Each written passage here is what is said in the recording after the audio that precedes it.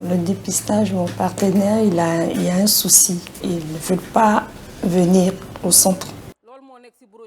Les raisons qui poussent les personnes justement à refuser d'accéder aux soins sont multiples et variées.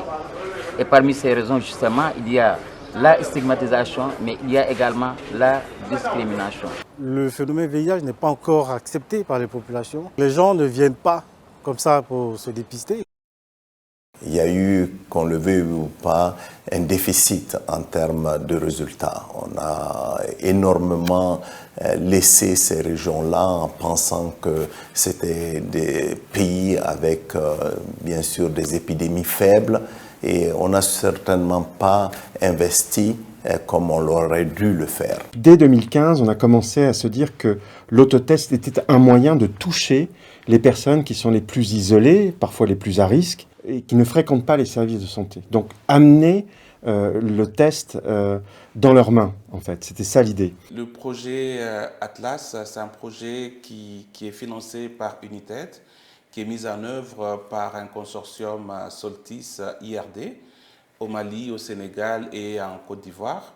Ce projet vient en fait en complément des approches classiques de dépistage qui existent déjà dans ces pays pour compléter et permettre en fait d'améliorer la connaissance du statut VIH. Le projet Atlas, il vise en fait à participer à réduire la mortalité liée au VIH/SIDA en augmentant ce qu'on appelle le premier 90. Il a 3 angles d'approche. Le premier, c'est qu'il vise à permettre à poser, on va dire, un environnement facilitant pour le déploiement de l'autotest. De 2, développer avec chaque pays, donc ministère de la Santé, mais aussi société civile, des stratégies adaptées pour de la distribution notamment secondaire, c'est-à-dire en remettant à des personnes des autotests pour qu'elles-mêmes les remettent à des personnes autour d'elles. Et puis le troisième aspect qui est piloté avec l'Institut de recherche pour le développement, c'est de générer des ressources et des données scientifiques pour les partager. Atlas intègre plusieurs enquêtes et volets de recherche qui visent à décrire, analyser et comprendre les effets sociaux, sanitaires, épidémiologiques et économiques de l'introduction de l'autodépistage du VIH en Côte d'Ivoire, au Mali et au Sénégal. Je m'appelle Joseph Larmarange, je suis démographe de santé publique à l'IRD et le coordinateur scientifique d'Atlas. Aujourd'hui, j'ai le plaisir au nom de toute l'équipe Atlas de vous présenter une synthèse de nos principaux résultats en matière de distribution secondaire de l'autodépistage en Afrique de l'Ouest.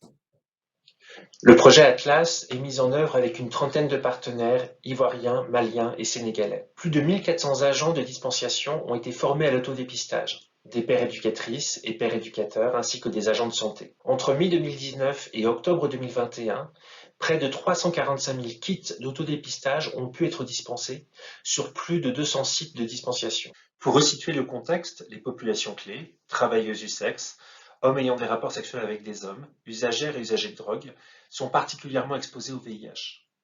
En Afrique de l'Ouest et du Centre, l'ONU-SIDA estimait en 2019 que 42% des nouvelles infections à VIH avaient eu lieu parmi ces populations clés et que 27% avaient lieu parmi les clients et les partenaires sexuels de ces populations clés. Les populations périphériques, travailleuses du sexe occasionnel, HSH caché, clients, partenaires sexuels, sont généralement peu atteintes par les programmes communautaires et ont un plus faible accès au dépistage du VIH. Il est dès lors essentiel de toucher ces populations périphériques et vulnérables pour atteindre l'objectif de 95% de personnes vivant avec le VIH connaissant leur statut tel que fixé par l'ONU-SIDA pour 2030.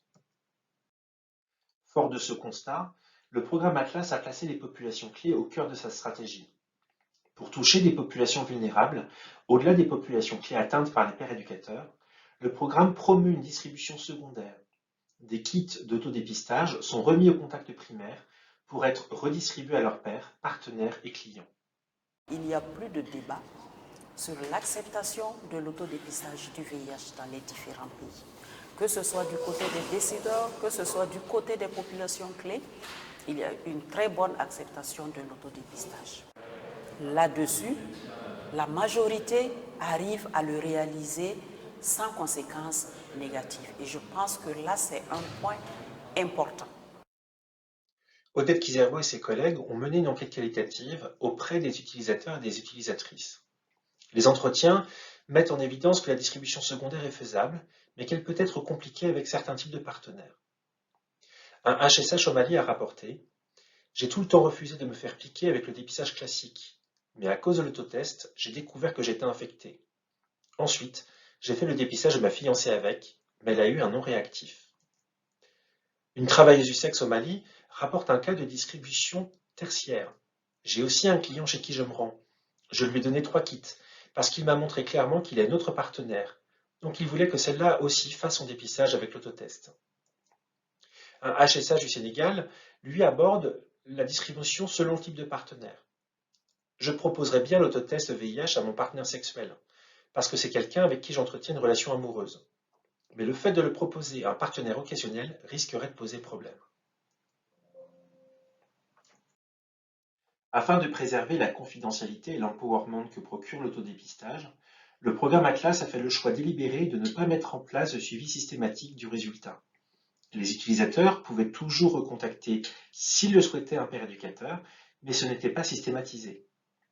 Nous avons donc développé une enquête innovante et anonyme pour mieux documenter qui sont les utilisatrices et les utilisateurs de l'autodépistage. De mars à juin 2021, une brochure dédiée était distribuée avec chaque kit de dépistage et invitait les personnes à appeler un numéro de téléphone gratuit. Donc, les principaux résultats de mes recherches montrent que sur les 2615 participants à mon étude, un tiers ont reçu leur autotest en distribution secondaire.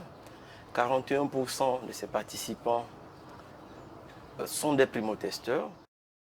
Cette proportion de 41% de primotesteurs est bien plus élevée que ce qu'on observe dans d'autres enquêtes menées auprès des populations clés.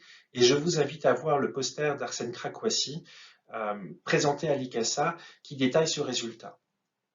Ce que montre également l'enquête, c'est que parmi les personnes qui avaient reçu leur kit via le canal des travailleuses du sexe, la moitié étaient des hommes, probablement des partenaires ou des clients.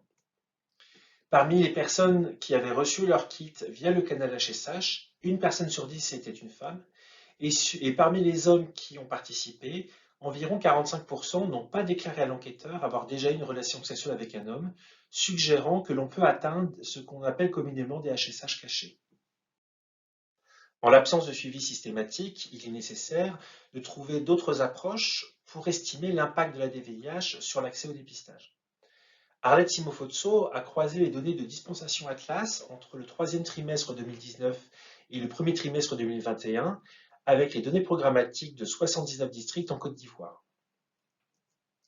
Ce que montrent nos résultats, c'est tout d'abord un léger effet de substitution, même s'il est non significatif dans le modèle. Cela voudrait dire que nous aurions eu, pour 1000 kits d'autodépistage distribués, environ 200 personnes dépistées par un autodépistage, mais qui, en l'absence, auraient fait un test classique. Malgré cela, on a un effet significatif sur l'accès au dépistage, puisque pour 1000 autotests distribués, nous aurions plus 600 personnes dépistées et qui auraient donc eu accès au dépistage. De même, nous observons un effet significatif sur le diagnostic avec plus 8 personnes nouvellement diagnostiquées pour le VIH. Une autre approche pour estimer les impacts de l'autodépistage sur les épidémies nationales consiste à avoir recours à des modèles mathématiques. Romain Silol et ses collègues présentent leurs premiers résultats dans le cadre d'un poster à l'ICASA.